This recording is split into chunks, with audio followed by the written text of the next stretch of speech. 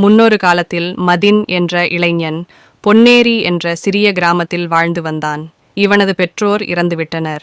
இனி அந்த ஊரில் இருக்கப் பிடிக்காமல் பக்கத்திலுள்ள ஊருக்கு வேலை தேடிச் சென்றான். உச்சி வெயில் அதிகமானது. அப்போது ஆலமரத்தடியில் படுத்து தூங்கினான். அவனை யாரோ தட்டி எழுப்புவது போல் இருந்தது.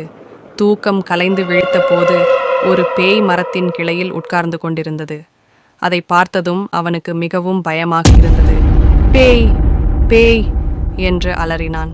தம்பி, பயப்படாதே, நானும் உன்னைப் போல் மனிதன்தான். தற்சமயம் பேயாக இருக்கிறேன்.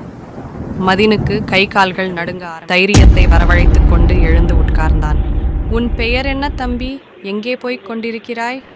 நானும் உன்னைப் போல் இருந்தவன்தான். 100 வருடங்களுக்கு முன் வாழ்ந்து வந்தேன். ஒரு நாள் இந்த காட்டிற்கு வந்தேன். இங்கே தவம் செய்த முனிவரை பார்த்து கேலியாக சிரித்தேன். ஆத்திரமடைந்த முனிவர் என்னை பேயா